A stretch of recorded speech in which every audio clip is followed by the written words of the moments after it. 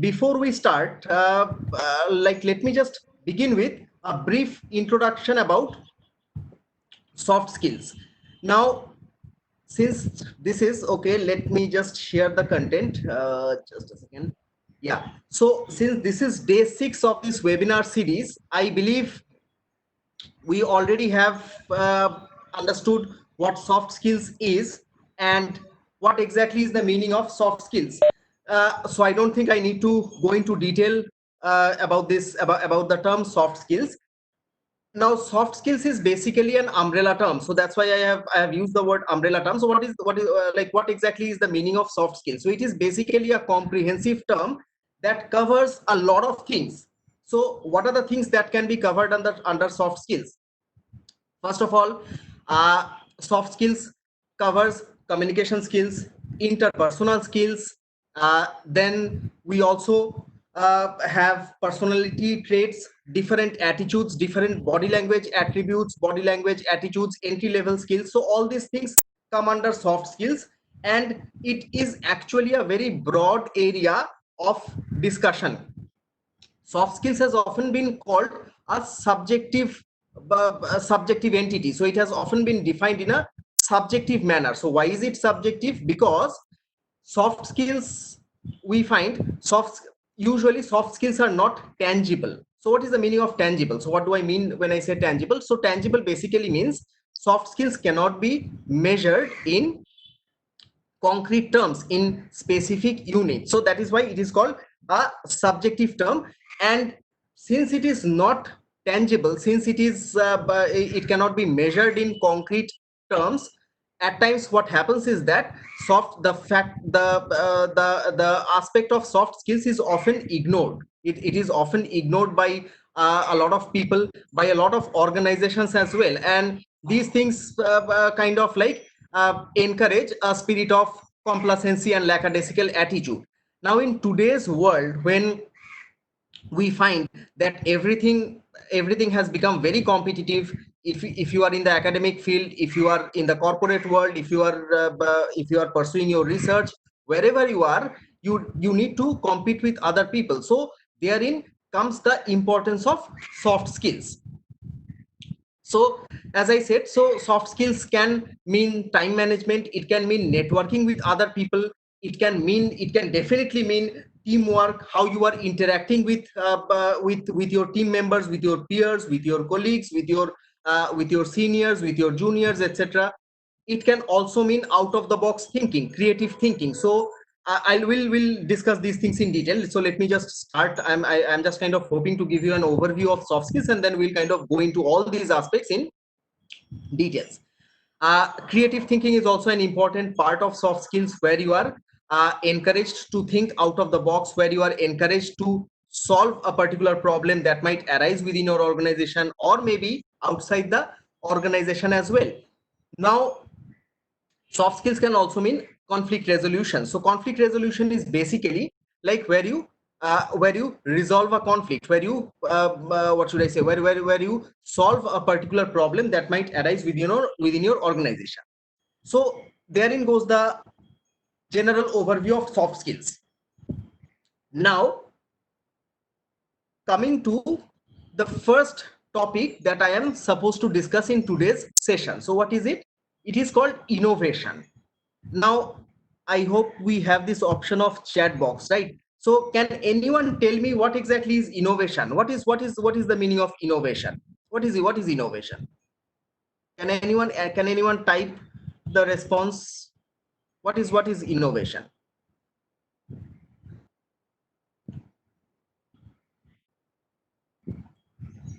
Can anyone tell me what exactly is innovation? Okay, so basically innovation means out of the box thinking. So innovation can actually refer to a new idea, something new. Excellent, thank you, very good. Yeah, so it can mean something new, as you rightly suggested. It can also mean like developing a new thought pattern, developing introduction to new thing. Excellent, yeah, thank you so much, yeah. So it can actually mean developing a new idea, de developing a solution based on whatever has happened right now. So it basically refers to creation of a new idea. Now, there is a connection between innovation and soft skills. Now, what is that? Because at the end of the day, I'll have to kind of return to soft skills every now and then. And since I assume, this is my assumption, since my target audience mainly comprises of university students who are about to graduate in, something old and subtle, but new, exactly, thank you. Yeah, so since my target audience mainly comprises of students who are about to graduate or who are about to enter the workforce in a few years time, so I thought that whatever I say, that has to be relevant to students, that has to be relevant for students who are about to graduate and enter the workforce. So now coming back to innovation, so yeah, making difference with the original, thank you so much, thank you so much. Yeah, so coming to innovation, there are different kinds of innovation that we can think of with regard to soft skills. Now let us now start discussing these concepts in detail.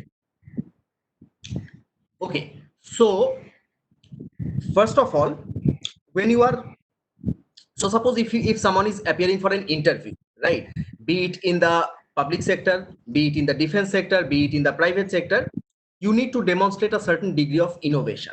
How, where, how should I demonstrate that that degree of innovation?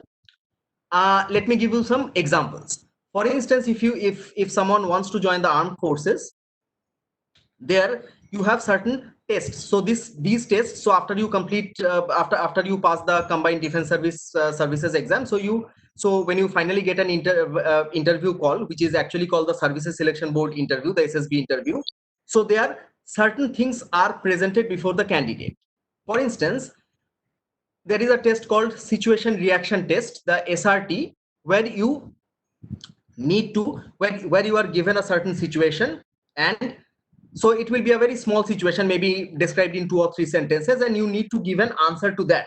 So it can be a very simple problem, such as you enter your house and you suddenly find an intruder or a thief hiding inside your yeah, story writing kind of, yeah, exactly, thank you. Yeah, I have a very responsive audience, thanks for that. Yeah, so basically, so you kind of enter your house and then you find someone hiding inside your house, so what are you supposed to do?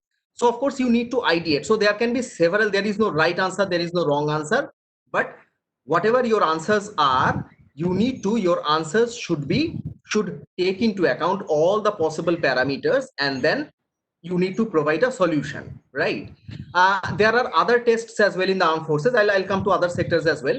So other tests that include the group planning exercise. So what exactly is the group planning exercise? As the name suggests, here you are part of a group and you are provided and you are given us a particular problem, rather problems, usually 4 problems are there, and the problems can be arranged in a hierarchy, right? So one problem will be the most acute problem, maybe loss of lives are involved there.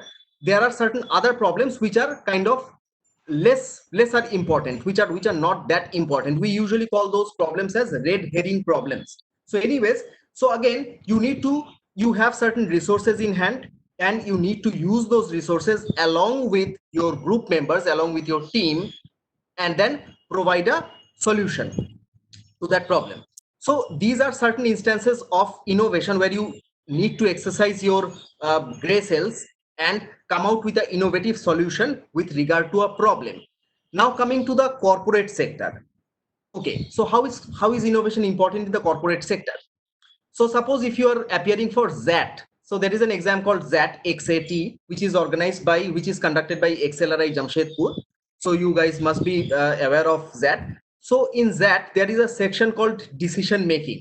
Again, a same thing happens. So you are given a small paragraph which actually demonstrates or describes a problem, and you need to provide a solution to that problem. Again, once you clear CAT or ZAT, or for that matter any other B school tests, and you are called for an interview, same thing happens. Like you go to the interview hall, and then like you are asked to like participate in a group discussion, or for that matter in the personal interview. There also you are presented with a particular situation, or for that matter usually in business B schools, what happens is that they will provide you case studies, right? So case studies are nothing but a particular situation where a problem is there, where an imminent problem is there, and you need to take into account that particular problem, and you need to provide a solution. So that's what I'm trying to say, that innovation is very important when you when you enter the workforce. And of course this is part of your soft skills, because like unless you are innovative, unless you can innovate, unless you can come out with a solution, you won't be able to survive, right? So these are actually innovations. Apart from that, I would also say, I mean, like this I personally think that innovation is very important when it comes to marketing, when it comes to sales, when it comes to advertising. All these fields require a lot of innovative approach, where you are supposed to come out with new ideas and appeal to the audience. In fact, just to cite an example, the webinar that we are right now having, this is also an innovation, because right now everywhere there is lockdown. We cannot have a physical meeting, a physical seminar where we can go participate physically. So right now, like my target audience is situated, I believe some 2000 or 2500 kilometers away from the place where I am conducting this session. So this is an innovation that is being exercised with regard to the present scenario, that is the lockdown scenario. So innovation is actually important if you want to be successful in your life. One more thing. Now, coming to innovation, so this is like in North India. I'm not very sure whether this particular word is used in southern India, but in many North India states, this particular word, so this word jugar is used. So what exactly is the meaning of the word jugar? So it's a Hindi word. So it basically, again, literally, if it is literally translated, it basically means innovation. So I kind of found this image quite amusing and quite hilarious as well. So I could not resist the temptation of sharing this image with you. So here, as you can see, unfortunately, I could not download this image. Maybe there was some technical glitch. So I kind of like copy pasted. I just kind of took a screenshot of my laptop. So as you can see here, the policeman is wearing a helmet, which looks very similar to a coronavirus. And so probably I can assume, or like we can safely assume, that he is trying to enforce the lockdown. And the message is very clear. So if you step out of the house, you most likely will be infected by corona. So this is an innovative approach by the police department of a particular state, which actually aimed to achieve its goal. The goal here is enforcing the lockdown. So naturally, so it's very important that, what I'm trying to say is that innovation is actually the ultimate end goal of innovation is to achieve a desired objective. The desired objective may be your personal career goals. The desired objective may be that of the organization. The desired objective may be that of the team. So these are all these should be the end result of an innovation. Now, this particular word VUCA, this is often used in today's corporate world. So what is the meaning of VUCA? So this is not exactly a word. This is an acronym, an abbreviation, we can say. So what is the meaning of this abbreviation? VUCA. V stands for volatility, U stands for uncertainty, C stands for complexity, and A stands for ambiguity. So volatility, uncertainty, complexity, and ambiguity. Now these four letters actually refer to the corporate world. So when you enter the corporate sector, you will find that this particular word is being used in different case scenarios of VUCA world. So it basically means that, like, when you are working in an organization, there will be a lot of complexities, uncertainties, volatile markets, ambiguities. These things will be coming your way, and you should be able to handle these. Again, I have to say the same thing over and over again. Again, you need to be very innovative when it comes to the VUCA world, when you are working in a corporate organization, or for that matter, even in these days public sector organizations, they are also kind of like slowly emulating the corporate way of thinking, corporate way of working. And of course, like, in order to satisfy this VUCA, you need to be innovative. That is, you have to ideate, you have to bring out ideas, generate ideas, think out of the box, you have to inspire others, you have to learn from others as well. So it has to be a two-way process, it has to be a like two-way communication channel, right? Okay, now one thing that actually came to my mind a couple of days back when I was thinking about this innovation and how is it related to soft skills, and for that matter, as I said, my target audience is mainly students, I assume. So there are a number of new things that are coming up in today's world. What are these new things? So I have kind of like tried to jot down a few things. So artificial intelligence, machine learning, e-learning, data analytics, internet of things, cloud computing, etc., etc. So these are some of the things that came to my mind which are relatively new. Now I am not an expert on these things, I am not an I have a very skeletal knowledge about these things. But what I would like to advise in today's session is that, so when you are appearing for an interview or when you are participating in a group discussion, you need to at least have a general overview of these concepts. So if I do not know at all the meaning of artificial intelligence, if I do not know what data analytics mean, if I do not know the difference between analysis and analytics, if I do not know the internet of things, then I'll be in trouble. So even if I am not an expert on these things, at least I should know. Why? Because it might happen that you are participating in a group discussion or you are facing an interview, and the interviewer or the moderator in the group discussion asks your team about artificial intelligence. So you need to know a few things about these concepts so that you can participate with some insights, with some views, with your perspectives. So these are certain things that I think we should all take care of, we should all consider, we should all know, at least on a rudimentary level, before we proceed to the group discussion or before we proceed to the personal interview of any sector, be it private or public. In fact, I mean, to cite examples, I mean, artificial intelligence, we often we come across artificial intelligence in so many aspects.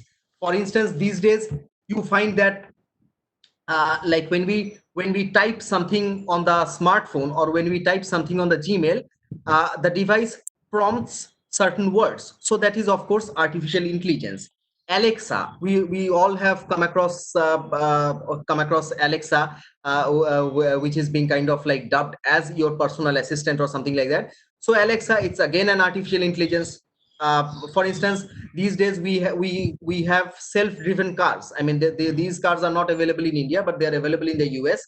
So these cars were initially developed by Google, and then they were developed by Tesla. So again, that's an example of artificial intelligence.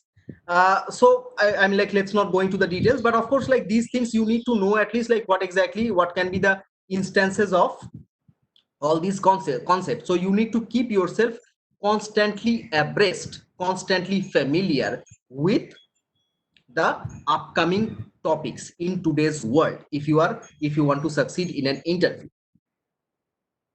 So yeah, okay, so that's it. So so herein I end my the first part of this session. The next topic which I was supposed to cover, which I am supposed to cover, is listening.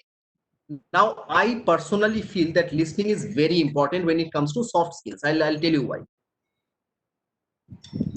I'll tell you why. So, it is very important. It is actually a part of communication skill. Now, can anyone tell me, before we go into this in detail, can anyone tell me, can anyone type in the chat box, what is the major difference between listening and hearing? So we often come across a lot of people, I mean, are like actually become confused in distinguishing between listening and hearing. Can anyone tell me what is the difference between listening and hearing? Can anyone type? Can anyone type in the chat box and give me some response? What can be the possible response between, what can be the possible difference between listening and hearing?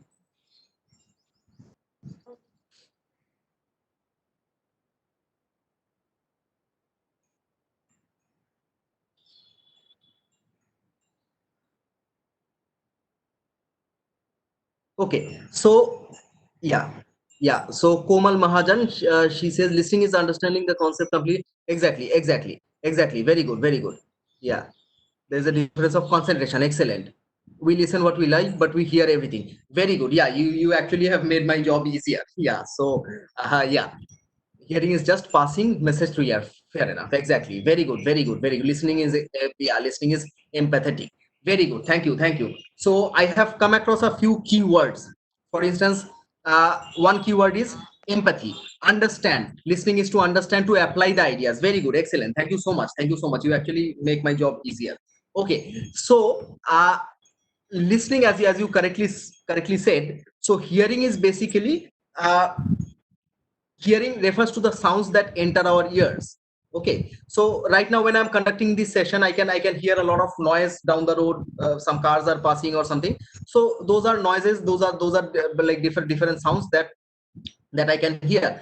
Of course, listening requires a lot more concentration, right? So listening basically refers to when I can listen to your views, to your insights, to your perspectives, and then offer my view. So it can be more analytical, it can be more introspective, it can be more thoughtful, insightful, maybe, right?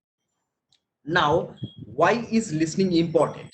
uh, I personally feel that listening is actually important both in your personal life as well as in your professional life. Let me start with the personal life. Why is it important in personal life? Now, in today's world, when we are hooked to social media such as Facebook, Twitter, Instagram, etc., etc., so naturally, what happens is that, like, we tend to perceive this virtual reality as the real space, but that is not always the case.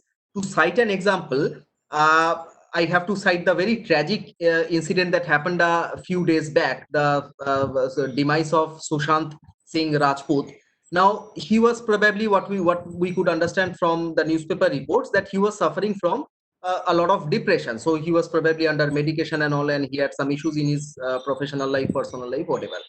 Now, if he had got a patient listener who could listen to his problems and who could offer him advice, probably he would have survived. I mean, he wouldn't have taken this drastic step. So listening is actually very important when it comes to like sorting your personal problems, because at the end of the day, man is a social being, so we cannot live alone. We have to talk to others, we have to talk to others, we have to interact with others, know their views, express our views to them as well. And that's where listening as a concept becomes very important. So that goes like in the personal life, of course, like therein lies the importance of listening. Now, coming back to the professional field, why is listening important in professional field? In today's organizations, a lot of emphasis is being laid on is being laid on teamwork, on the team spirit. So unless you talk to others and unless you listen to other people's views, perceptions, you won't be able to forge a very good team spirit. In other words, it actually refers to the interpersonal skills, which is a very distinct soft skill, right? So if I cannot develop, so suppose if now this is a virtual session, if I cannot connect to my target audience, even if I were taking a physical, if I were taking a class in a class physically in a classroom, or for that matter in a virtual space, I have to connect to be a two-way process. So like it's very appropriate that I should listen to my audience, listen to their views, to their concerns, and accordingly design and develop my course material, my course of action, my thought process, my pedagogy, to be precise. So coming to the workplace, it is very important because in order to develop a team spirit, you need to have a very good, you need to build that rapport with your team members, with your juniors, with your seniors, with your freelancers, interns. So a lot of stakeholders are there in an organization, and you need to build a very good rapport with these people. So that's why it can be considered to be a very important soft skill or a very important communication skill. The funny thing is that now this is actually a game that we often play. So this is called the game of Chinese whispers. So what happens, what is the meaning, how do you play the game? Has anyone played this particular game, the game of Chinese whispers? Can anyone tell me what this game is all about?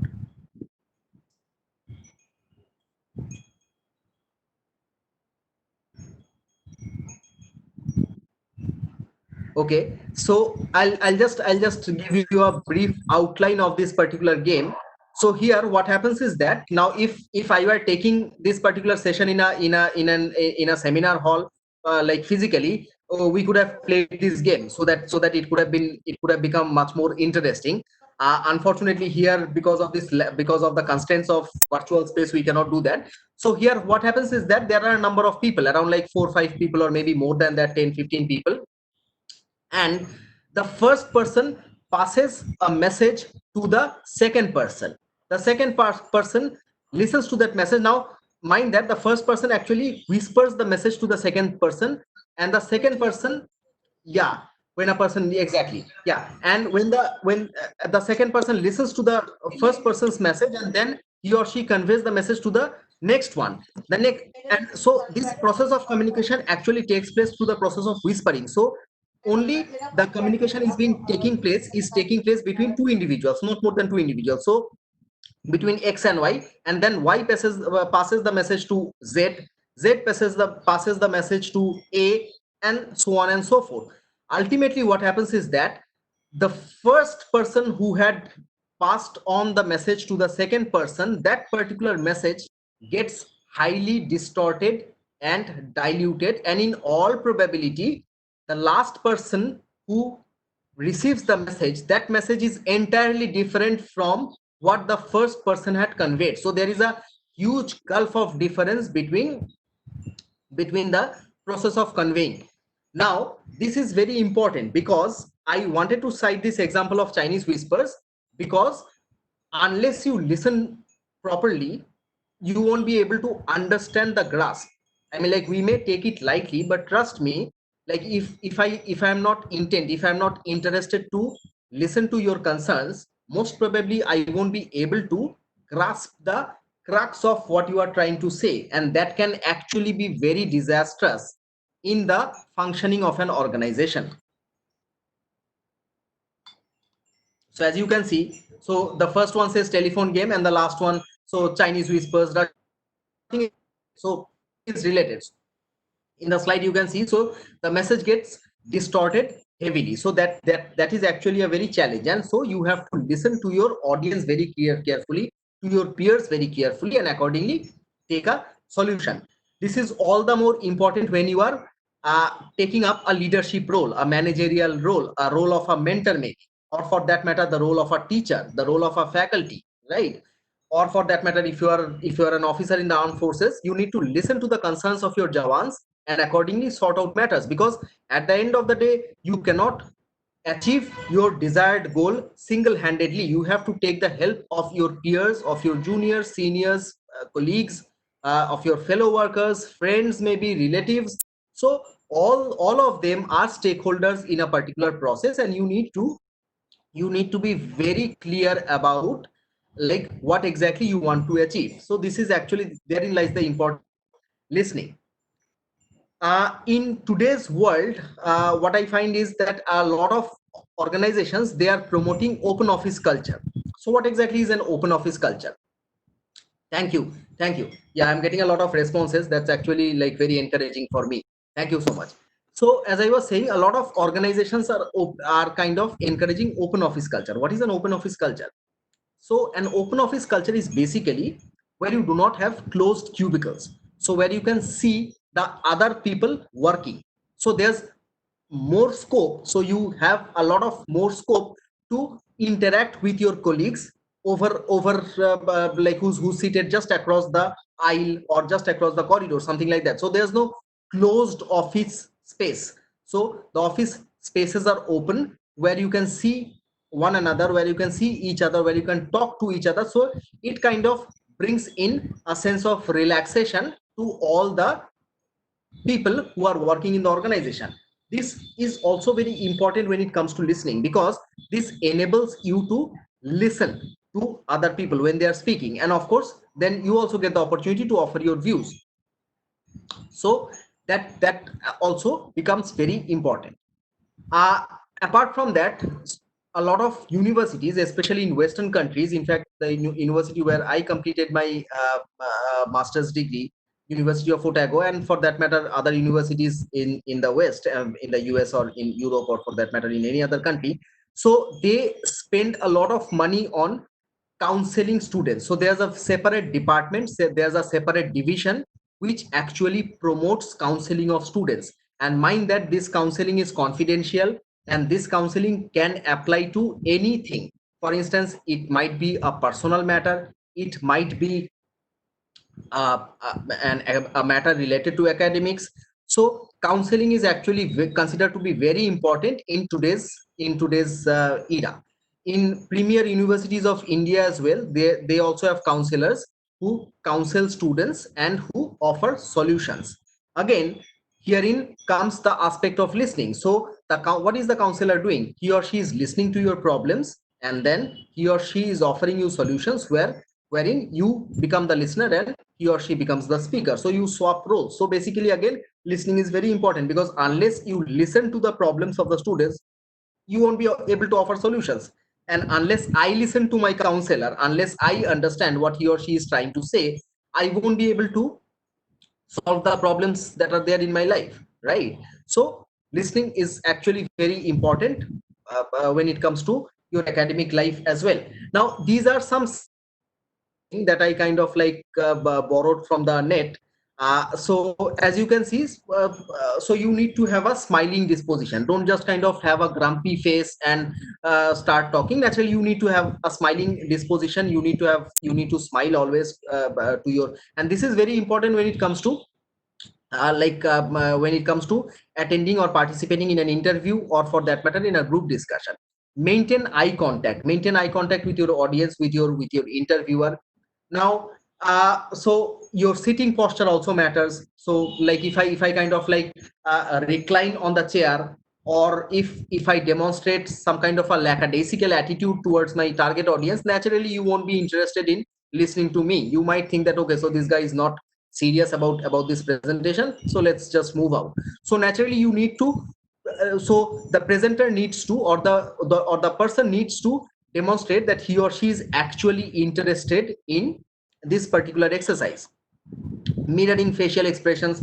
So you have to be the facial expressions should demonstrate an element of excitement, an element of curiosity, enthusiasm, right? No fidgeting. So if I kind of like constantly fidget, if I constantly use crutch words like okay, so if I constantly use these words, naturally it will actually have a negative impact on your presentation, on your on the way like you are conducting yourself in the interview. And of course, like just looking at the watch repeatedly. So if I constantly look at the watch, constantly look at like how much time I have left, naturally that will also have a very negative bearing on the audience. You will not be interested, or like you will think that I am not very serious about taking the presentation. So listening actually involves a lot of things like this. Now, while saying this, actually, like I thought maybe since we have got some time, I don't think time is that much of a constraint. So I thought that I'll just share a few views about first of all, like when you are appearing in a GD, you need to be a very good listener in order to be a good speaker. Listening and speaking, they're actually two sides of the same coin. How? So suppose if you are participating in a group discussion, you need to you need to be uh, you need to understand and kind of know what are the other person's views. So once I come to know your views, only then what I can do is I can actually build my points on what you are saying, and then develop my ideas on the basis of the points that are already shared, and then present a new insight, a new idea, right? So this becomes very important when it comes to group discussion.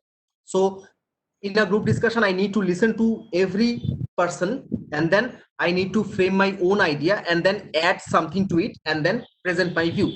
Or you might also counter. You might also, if you think that the other person's point of view is not very genuine or is not very valid, you can simply counter that point, nullify that point, negate that point with a counterpoint, and then present your view. That will actually show that your thinking process is analytical, your thinking process is based on logic and reasoning, right? So you don't have a biased view towards something. So these things are actually matter a lot. Now, a couple of other things that I wanted to share with you. So like when you are listening to another person, ask specific questions rather than generic questions. For instance, in a lot of corporate interviews, after the interview is over, after your interview is over rather, the interviewer asks you that, okay, so do you have anything to ask me, or do you have anything to ask about the organization? Do you want to know anything about the organization? So there you take that opportunity. That is actually a very important question, because that actually shows. Now if you say, so suppose if I am the person who is being interviewed, if I say that no sir, I don't have anything to but anything to suggest, or anything to show, anything to ask, so that will actually show that I wasn't listening, or I wasn't entirely involved in the interview process. So it's very important that you ask a specific question, an intelligent question about the organization, or maybe you can ask something about the organization's plan 5 years down the line. Maybe you can ask the interviewer that, how do you see yourself 5 years down the line in the organization? What are the growth prospects? What are the challenges that I can face? What are the goals that I can achieve, right? So ask certain specific questions, and these specific questions can only be asked if you are an active listener, if you have been an active listener throughout the process. So that's why so that's what I would like to say, that listening is actually very important when it comes to conducting yourself in an interview, or for that matter in a group discussion. Okay, so next, or the last topic that I was supposed to cover today, is called delegation. So what exactly is delegation? What do I mean by delegation? Can anyone again tell me, can anyone help me by defining the concept of delegation?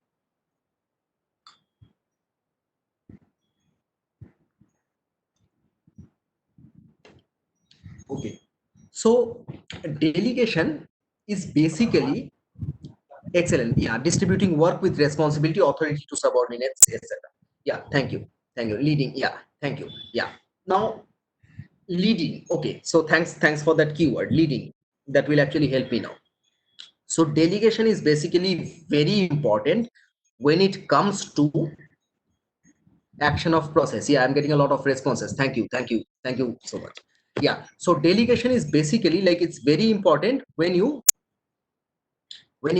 uh, when you are in a leadership role, when you are in a mentorship role, when you are maybe an officer in an organization, or for that matter a manager in an organization, be it any organization.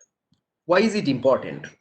So delegation basically means when you delegate or assign a work to someone, it's part of, yeah, assigning jobs to suitable people. So it's part of distributing, assigning, allocating work to suitable people. Yeah. Now, delegation is actually important because delegation actually helps in team building. A lot of things actually come into play when we have to understand the process of delegation. What are these factors? What are these parameters that we need to discuss? So when you are assigning work to a particular person, so that means, again, we have to go back to the previous discussion that we had. So we need to kind of understand the other person's capability, the other person's competence, the other person's level of skill, right? So these things actually matter a lot when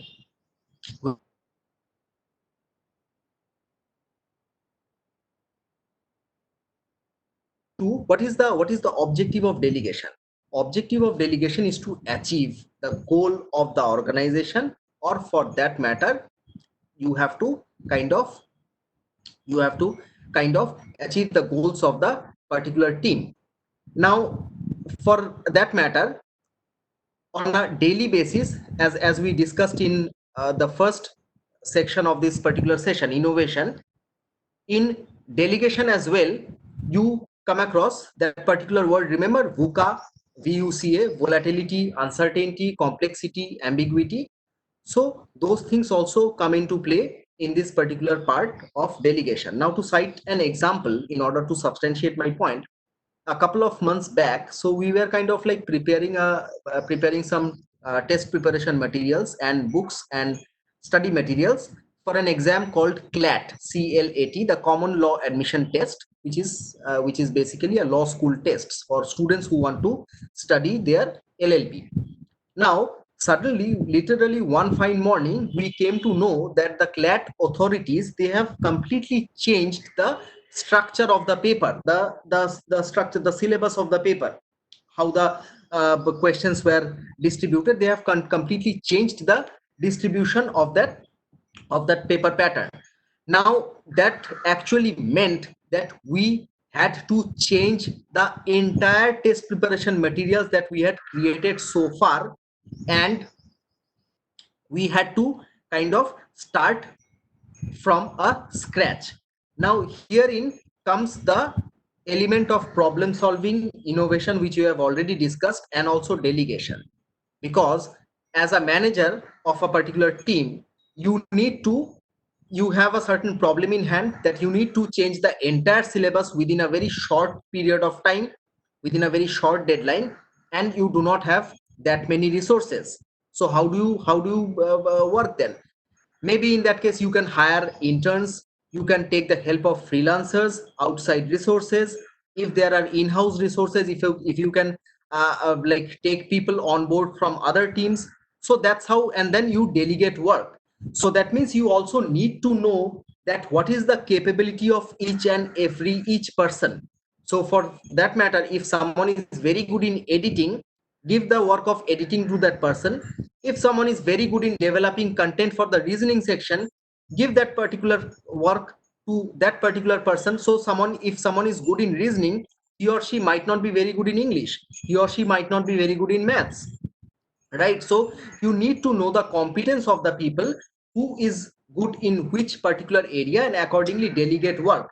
So now think that herein you need to involve the aspects of listening that we have discussed, the aspects of innovation that we have already discussed. So innovation, listening, all these things actually come into delegation as well. So delegation is actually where you delegate work to people. Now, when you are delegating work, a couple of things that you need to remember. What are those things?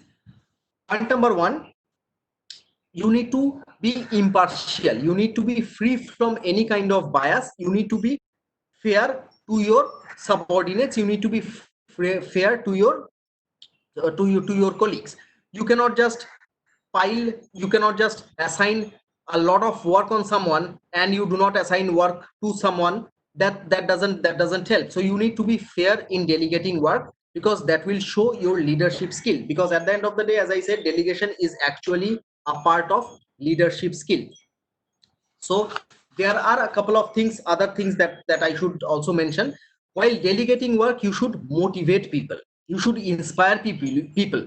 You should make them feel that, okay, so here is the work and I am sure you can do it. You can complete the work within the given timeline, within the given and you can achieve the desired objective. So delegating work should also be accompanied by motivation, inspiring, and also trust. So unless I trust you and you trust me, I won't be able to delegate work. So trust is a very important factor, interpersonal trust. We need to have an element of trust that is being present within the organization. So that is very important. Apart from that, we also need to have a sense of ownership, or for that matter, when I am delegating a particular work to someone, I need to provide the ownership to that person. I need to tell him or her that, okay, so listen, you are now the owner of this product. You need to take the end-to-end responsibility of this product, and you need to give the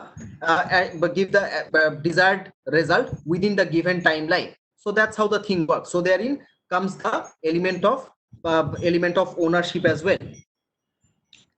Giving equal opportunity to, yeah, accountability, very good. Yeah, accountability is also a very important factor. So basically, whoever is taking up the work, he or she needs to be accountable. He or she needs to take ownership of the fact.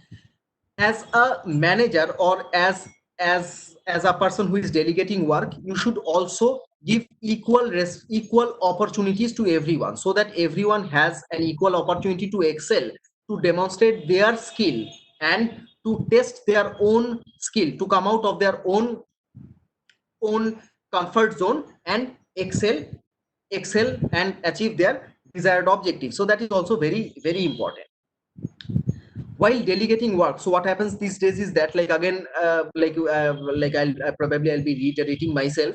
So these days what happens is that there's a lot of stress that is being there, especially in the corporate sector. A lot of stress is being taken by the employees. So while delegating work, one has to ensure that a healthy work life balance is maintained. So I just cannot ask you to kind of write a book in 2 days. So of course that is an impossible task, right? So of course I need to give you a reasonable amount of time while delegating the work, and I need to understand your responsibilities, your limitations, your resources that are being available.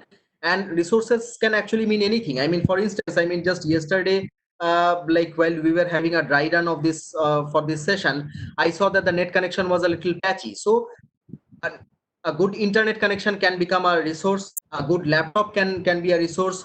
So books, study materials, all these are resources. So you need to, while assigning the work, you also need to take into account the resources that the person has, the kind of access that the person has to different kinds of resources, right? So right. So apart from that,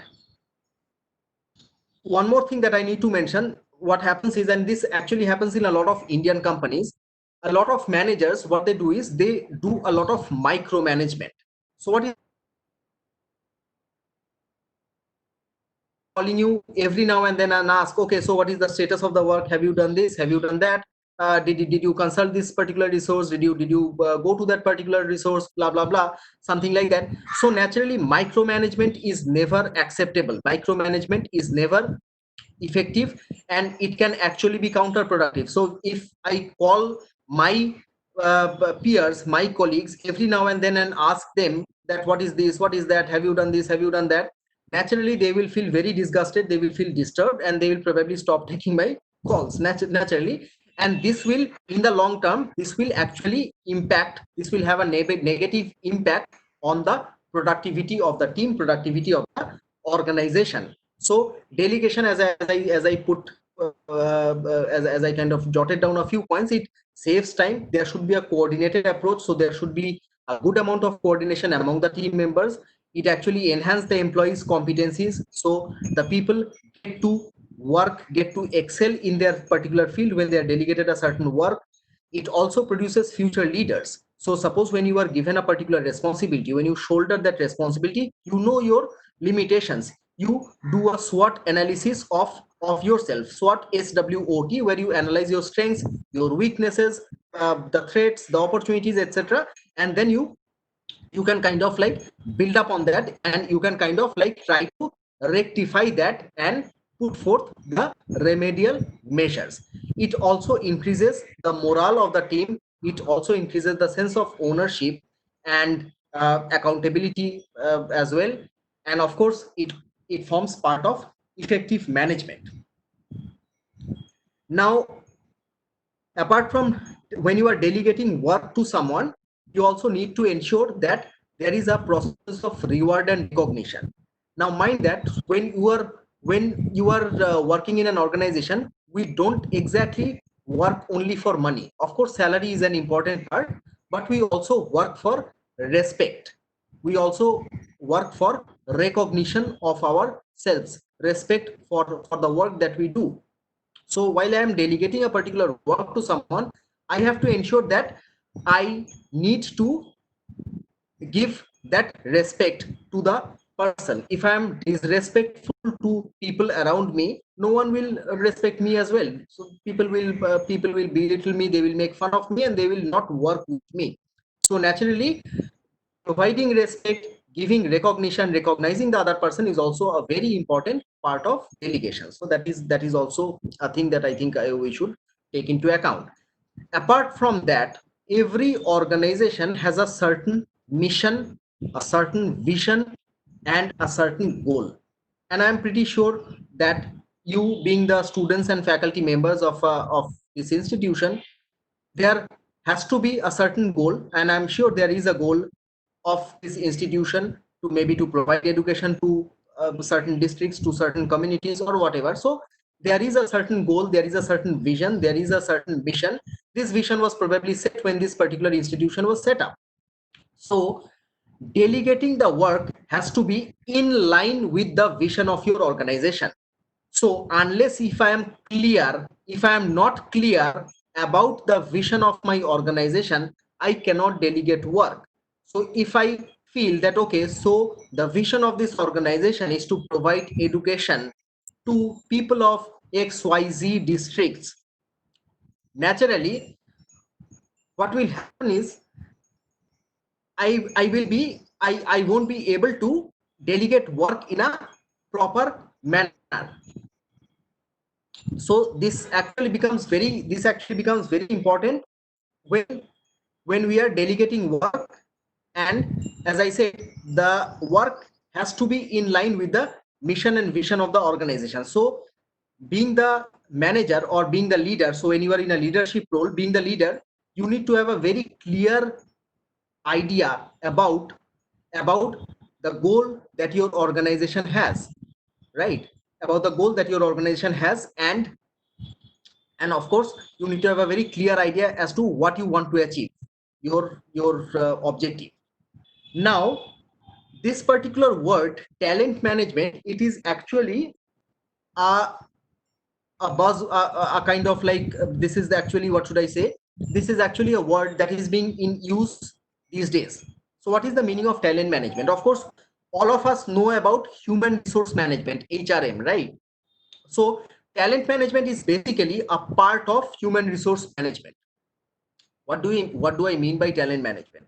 As the name suggests, so you need to manage your talent. So I am not only manage, so again, this particular concept is applicable only when we are kind of like when we are working in an organization in a leadership role. So when we are like managing talent, when we are into talent management, we are not only managing the human resource, but we are also managing the talent. So there's a very old proverb that says, so for instance, if you expect a monkey to swim in the water, probably it will fail. So everyone's capabilities, the capability is different.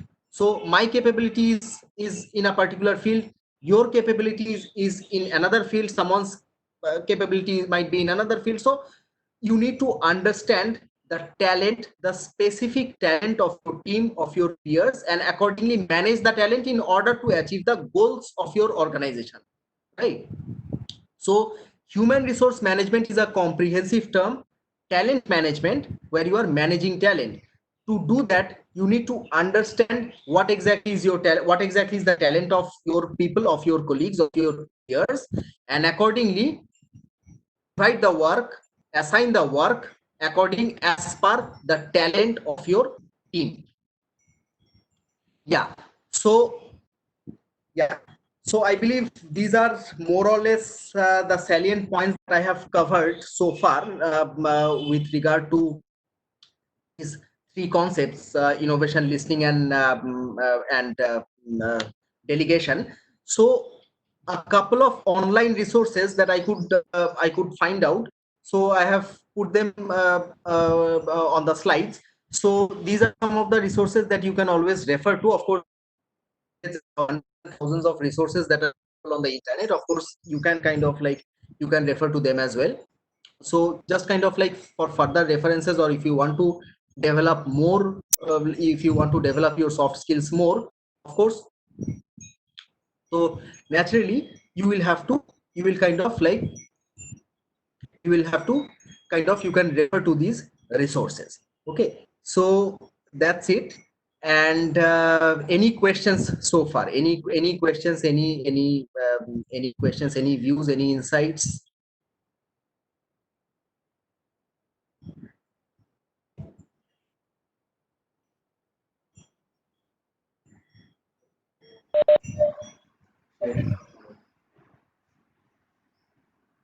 Yeah, my pleasure. Welcome, welcome.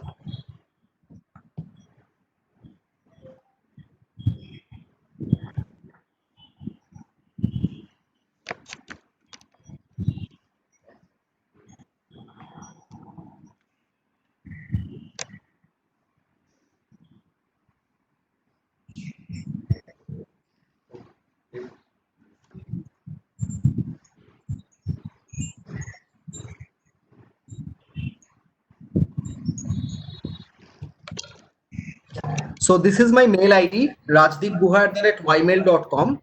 So I just wanted to share my email ID with you. In case you have any queries, feel free to send me an email. It's rajdeepguha@ymail.com. Yeah.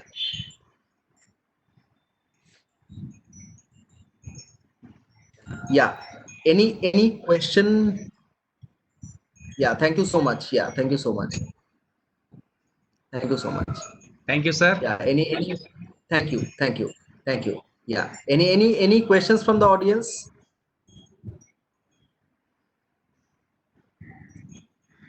Yeah. Sir, what are the disadvantages of open office system?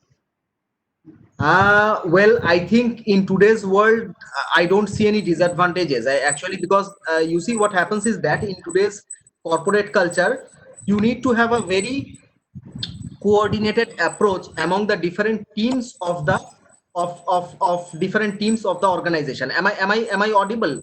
Am I audible to the audience? Yes, sir. Yes, sir. Yes, yes, Okay, yeah, sir. yeah, thank you. So naturally, when you have an open office system, what happens is that, like, you can interact. So this brings in a spirit of transparency, a spirit of free interaction with the people. So for instance, like, I am sitting here, and if I see the other person sitting just across me, and I can just kind of like ask that other person, okay, so could you tell me this, or could you just help me in preparing this learning material? So that actually helps. Of course, previously what used to happen was that there were closed cubicles, closed rooms, and that kind of provided a very strict sense of hierarchy. With an open office system, that hierarchy is greatly reduced, and you work as part of a team. Of course, there is hierarchy in an organization, but then again, like, you work as part of a particular team, and you can kind of, you can kind of like work with other people to achieve the desired objective. And as I said, it's almost next to impossible. So if you think that you can alone achieve the desired results, no, that is not possible. That is at all not possible. So you have to work with other people, and therein the open office system helps. So to answer your question, I don't think there are any disadvantages. Of course, there are a lot of advantages, and because of those advantages, almost all organizations these days, big and medium sized organizations, they are kind of like promoting this open office culture. In fact, you must have heard about this concept called shared office spaces. So these days what happens is that you share your office space with other people as well. For instance, there's an organization called We Work. So this is, I'm not sure whether this organization is present in southern India. This is present in Gurgaon and Noida. They're kind of like, you share your office spaces with other organizations as well. So this is actually interesting, because you get so many resources from other people, that at times those resources will actually help you in solving a crisis, right, in solving a problem, right? So you get to know the ideas of people. You have a team which is always there alongside you. So that's where an open office helps.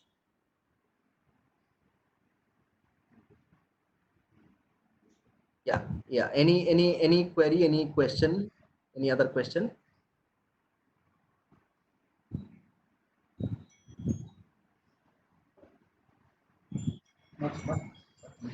Okay, thank you very much, sir. Okay. Thank you so much. Yeah. It was absolutely a pleasant experience for me to take this session. Thank you, everyone. Thank you so much. Now Thank our you for principal giving me. sir will address, sir. Yeah. Okay. Thank you.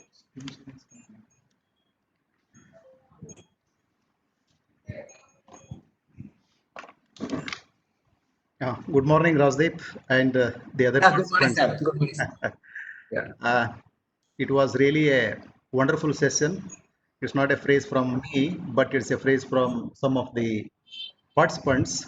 And indeed, Oh, I'm kind of, I'm absolutely all right. Yeah. I'm Sir, yeah, sir, I believe there are a couple of questions. At least I could see one question. So I would just like to take this opportunity. So if you have any queries so far, you feel free to get in touch with me. I have given my email ID. So if any of you have, if you have any query, you can just kind of mail me. Yeah. sure. Uh, I think it's time to wind up now with few words from my side. Few words because today's speaker, Rajdeep, happens to be a good friend of mine. Not only a good friend, we have been good friends for the last couple of years. We happen to Yeah. meet, we happen to meet in Amit University, Lucknow, in an international No. conference, and we could come together so soon because of the emotional quotient matched at the earliest when we confronted with each other in our conversation. And since then, our journey has begun. Should I say, heartened, and not only that, I am deeply touched by your, should I say, a most hard work. I could see the hard work because there is nothing much as far as written words are concerned, but you have been able to manage your presentation with the help of the statistics, with the help of the animations and other aspects. That really speaks how much command you have, because unless and until we pass through these stages, we may not be able to cover these points so eloquently. And I could find and I could easily know that you have been a person down to earth, and that has been amply reflected in your delivery. I'm sure that all the participants must have been greatly benefited by your eloquent presentation, especially on the uh, listening skills, delegation of powers, and innovation. Of course, these three components are very, very essential nowadays. If you, of course, you were making a reference to one of the examples of a policeman wearing a new kind of a headgear. Yeah. It happens to be from Chennai. I saw it. Yeah. Yeah, a Yeah. policeman Yeah. in Chennai wore this kind of headgear and tried to create an awareness to Awareness. the public about the the should I say the mm, how devastating it would be for people if they come nearer to each other if one is infected by corona. Therefore, that creation of social awareness among the public in Chennai has really played an important role. And of course, this is one of the examples that you have quoted how innovation can really work in our day to day activities and in our corporate organizations or in any field for that matter.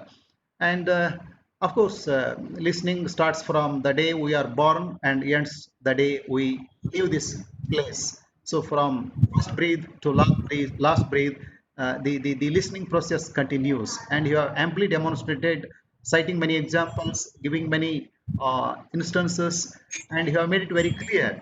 And even delegation, of course, in most of the corporate organizations nowadays, though employees are trained, though employees are made to attend some online courses, yet there is some kind of trust deficiency syndrome. This trust deficiency syndrome in most of the cases might play a very devastating role, because unless the leader, the head, the manager, who is in a position to command the respect, not demand the respect, unless and until he commands respect and has a complete trust in his employees, it is not possible for him to delegate the powers. And it is the responsibility, as you said, to know the weaknesses and strengths of all the employees of his organization so that he can delegate the powers according to the personality. See, as you said, all are not equally competent enough in every field.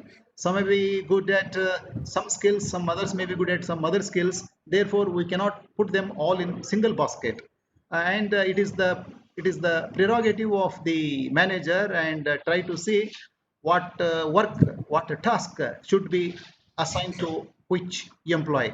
And if these are faithfully adhered to, I think today's presentation would be serving its purpose. I'm really delighted. Yeah.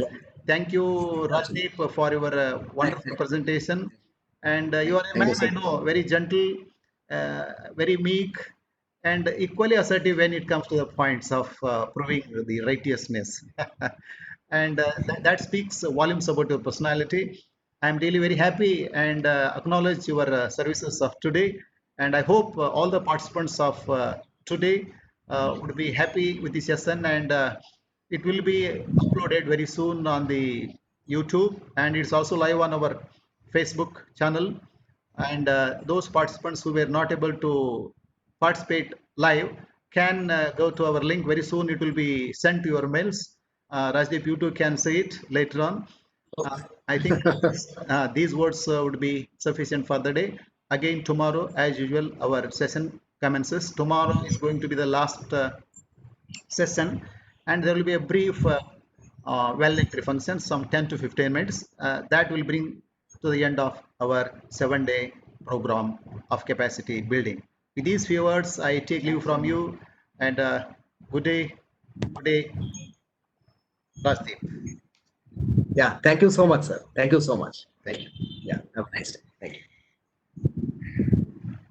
Thank you. Thank you, sir. Thank you. Thank you. Thank you.